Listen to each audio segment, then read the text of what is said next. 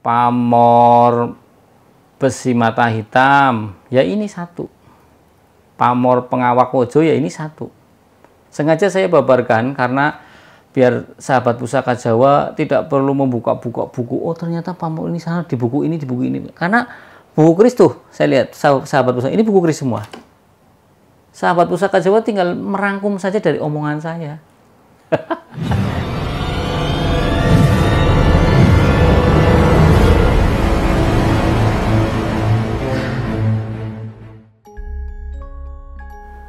Assalamualaikum warahmatullahi wabarakatuh. Salam sejahtera, salam budaya, rahayu, rahayu, rahayu.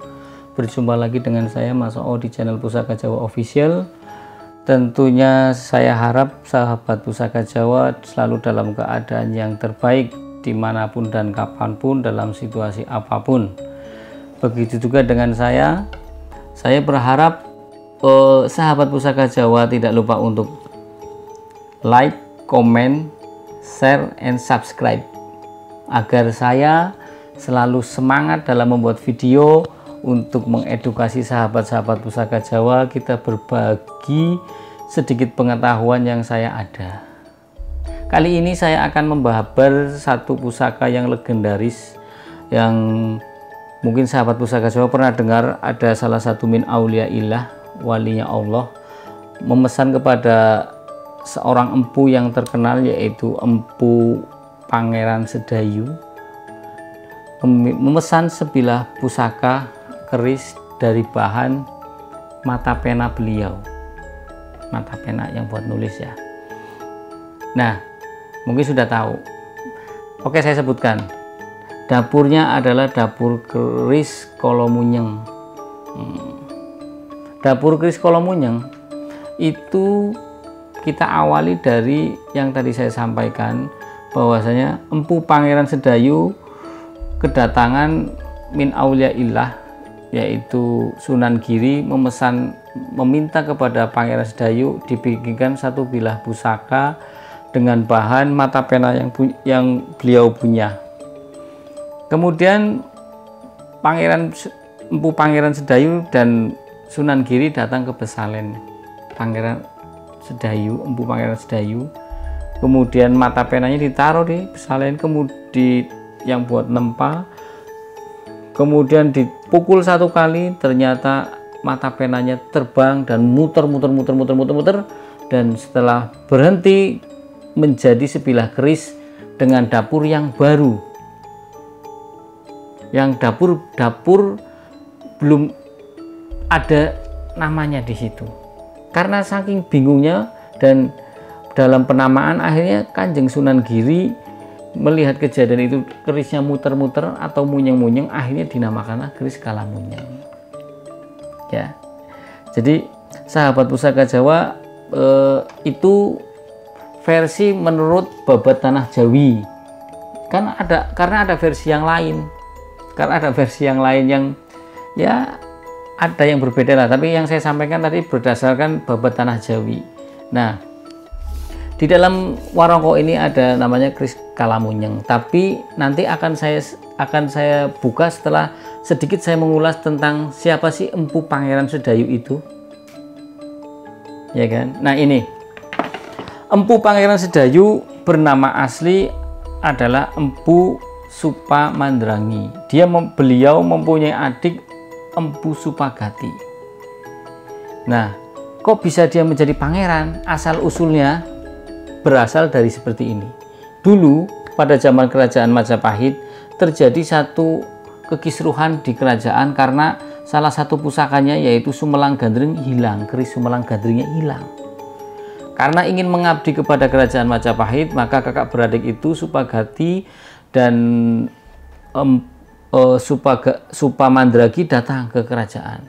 Kemudian raja menitahkan, jika kalian berdua bisa menemukan kembali pusaka keris Sumelang Gandring, maka akan saya kasih hadiah yang banyak dan berbagai macam.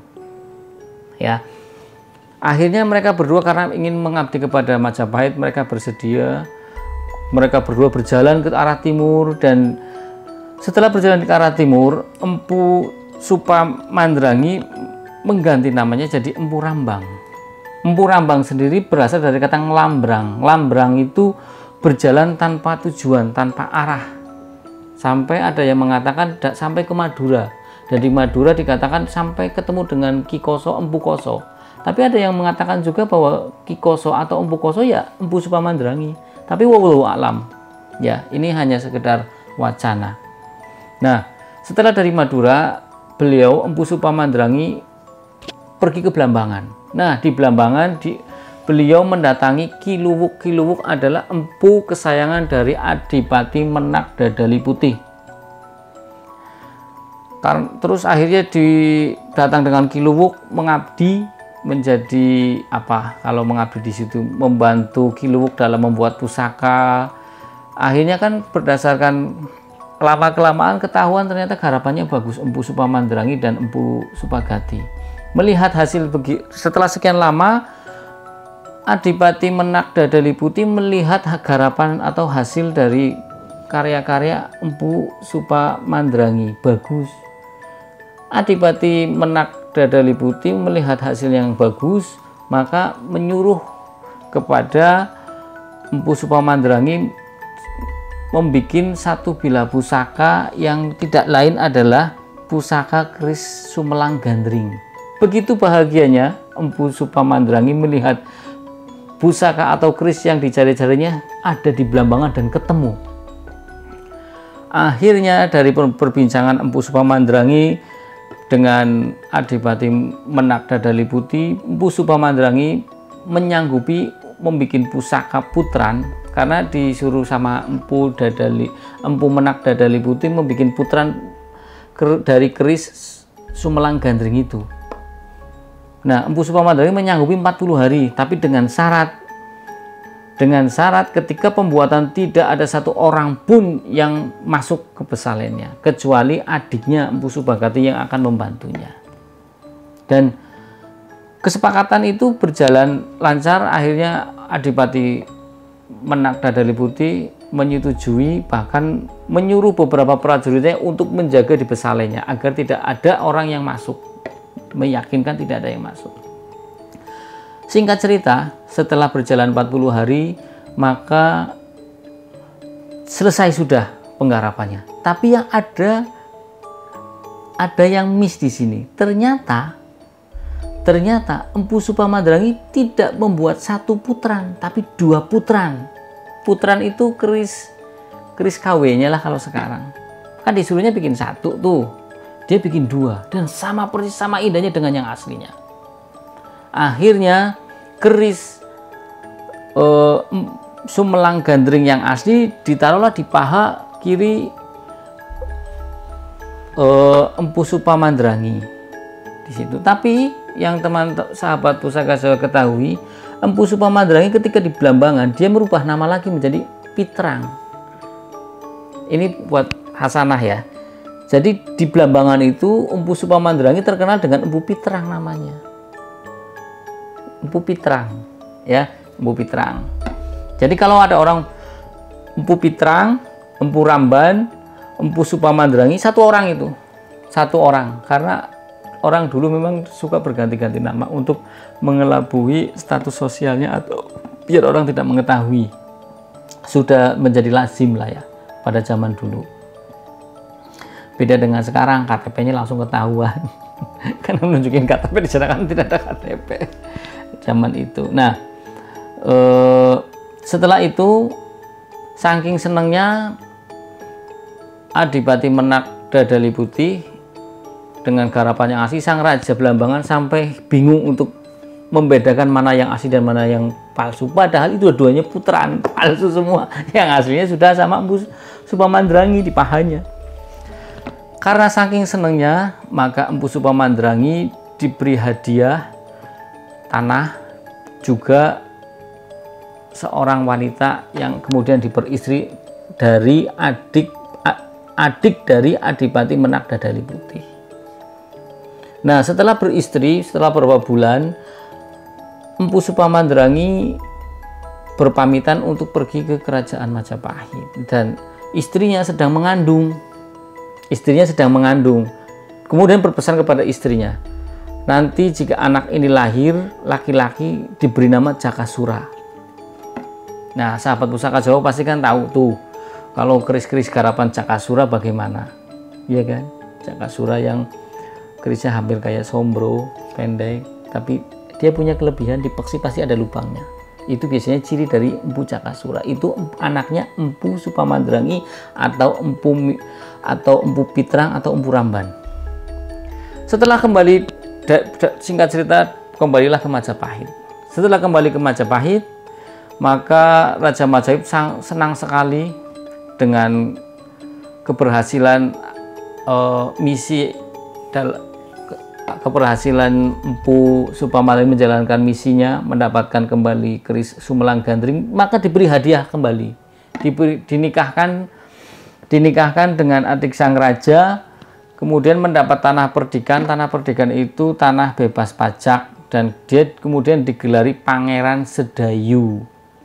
Jadi Pangeran Sedayu itu ya awalnya dari nama aslinya adalah Empu Supamandrangi, kemudian melakukan perjalanan ganti nama menjadi Empu Ramban, terus ke Madura ada yang bilang dia Ki Koso, tapi ada yang bilang bukan Ki Koso gitu kan. Terus ke Belambangan dia berganti nama menjadi Pitrang, ya kan. Terus setelah sampai ke Majapahit kemudian diberi gelar Pangeran Sedayu, yang orang akhirnya mengenal Empu Sedayu. Jadi satu orang punya 5 nama. Nah, sudah jelas ya sahabat Pusaka Jawa, perlu diingat bahwasanya 5 nama itu satu orang, yaitu Empu Supamandrangi, Empu Pitrang, Empu Ramban, Empu Pangeran Sedayu, Supamandrangi, ya, yaitu satu orang. Seperti itu ya. Nah, ini saya buka bilahnya ya. Kita bahas warongkonya dulu. Warongkonya adalah ini Ladrang Solo. Ladrang Solo, sahabat Pusaka Jawa. Pendoknya dari Kuningan Lamen.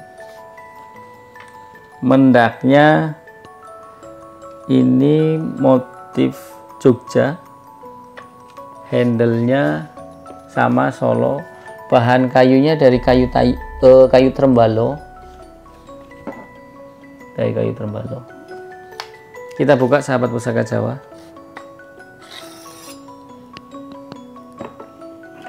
Nah, ini keris Kolomunyeng, tapi yang saya pegang Kolomunyengnya ini adalah Kolomunyeng yang Pengawak Wojo.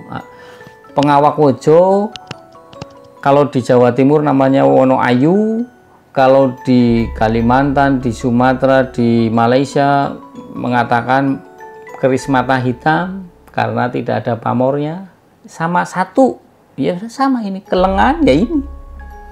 Ya, jadi sahabat Pusaka Jawa dengan nonton channel ini akan bertambah wawasan ketika orang bicara keris pamor kelengan, pamor Wono Ayu, pamor besi mata hitam, ya ini satu. Pamor Pengawak Wojo ya ini satu. Sengaja saya babarkan karena biar sahabat Pusaka Jawa tidak perlu membuka-buka buku. Oh ternyata pamor ini sana di buku ini, di buku ini. Karena buku keris tuh saya lihat sahabat Pusaka ini buku keris semua. Sahabat Pusaka Jawa tinggal merangkum saja dari omongan saya. Tidak usah beli buku yang harganya maaf hampir ada yang 2 juta, ada yang 500.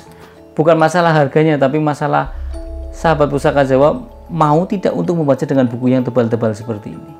Saya rangkum saja lewat video ini. Jadi sahabat Pusaka Jawa tidak usah mengeluarkan materi banyak, tinggal mendengar, melihat dari apa yang saya babarkan. Nah ini ciri-ciri dari keris Kolomunyeng adalah biasanya bilahnya sedang, tidak terlalu lebar, terus memakai tikel alis. Ini tikel alis, bilahnya sedang, gandiknya lugas gini, pecetan. Ada yang bikin khusus adalah ini sopokan di depan sampai hampir ke ujung bilah, soret gitu, tapi bukan pamor, ini sopokan.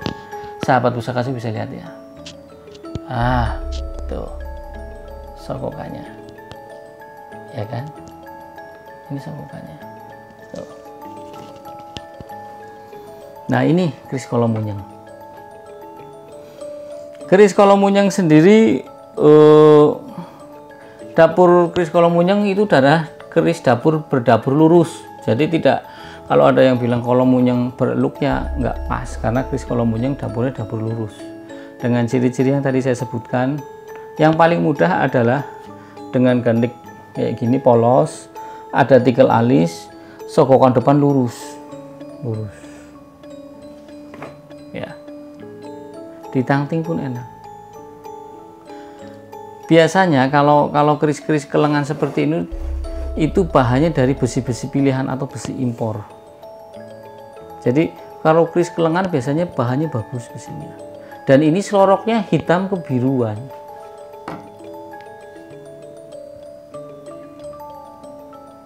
Seloroknya ini, ya, hitam kebiruan, dan besinya terkesan basah. Ini besinya terkesan basah, sahabat pusaka Jawa. Besinya kayak basah, padahal ini kering, tapi terkesan basah. Kalau lihat dari ini gonjonya, sirah cecaknya pendek, terus gonjonya juga nggak begitu tebal. Ini mungkin estimasi ya, estimasi ini dari Demak, mungkin Demak. Kalau lihat dari pasikutannya, kemungkinan Demak, dari lihat ininya gonjo, ya kan. Nah, sahabat pusaka Jawa, keris Kolomunyeng sendiri untuk di pasaran tergolong agak susah. Tidak seperti kayak dapur-dapur brojol, dapur tilam, dapur sempana, itu banyak sekali. Tapi keris dapur Kolomunyeng ini saya sendiri jarang menjumpai. Ya, jadi keris Kolomunyeng itu merupakan jenis pusaka, kalau menurut Babat Tanah Jawi itu ya asalnya dari situ, dari penanya. Kalau yang ini bukan yang dari Sunan Giri lah, cuman kan ini dapurnya ya seperti ini. Jadi sahabat pusaka Jawa, jika menemukan keris yang seperti ini, itu berarti sahabat pusaka Jawa dengan ciri-ciri seperti ini, sokokan sampai ke atas. Karena ada sokokan yang sampai hampir sama, tapi sokokannya 2 sampai ke atas, itu beda lagi. Itu namanya larang atap. Nah, kalau ini kan sokokannya cuma 1 di depan. Sahabat pusaka Jawa bisa lihat. Ya kan? Kalau yang 2 sini sampai ke atas, itu larang atap. Jangan salah ya sahabat pusaka Jawa ya. Ini termasuk keris kelangenan saya. Saya cinta banget. Keris ini saya cinta banget. Dulu Mas O dapat dari mana? Saya dapat dari teman saya di selatan sana. Ya, di selatan lah, tidak usah saya sebutkan. Di selatan tak nego-nego lama. Malam negonya, ya kan. Sampai akhirnya dapat. Ya, alhamdulillah. Sesuatu yang diinginkan akhirnya didapatkan akan menjadi satu kepuasan tersendiri. Ya. Sampai di sini sahabat pusaka Jawa, pembabaran saya tidak perlu panjang lebar. Yang penting sahabat pusaka Jawa merasa ada pencerahan, tambahan edukasi. Bagaimana sih ciri-ciri dari keris Kalamunyeng, tadi sudah saya sampaikan, dan juga sejarah keris Kalamunyeng bagaimana beserta sejarah empunya. Ya kan, itu bahasanya biografi empunya pun saya sebutkan. Karena kadang jarang orang suka seneng keris bisa menyebutkan silsilah empunya. Ya mungkin karena keterbatasan literatur yang dibaca, atau keterbatasan dalam mencari ilmu tentang sejarah, seperti itu. Dari saya itu saja. Semoga sahabat pusaka Jawa tetap bahagia dimanapun Anda berada dan dalam kondisi yang terbaik. Wassalamualaikum warahmatullahi wabarakatuh. Salam sejahtera, salam budaya, rahayu, rahayu, rahayu.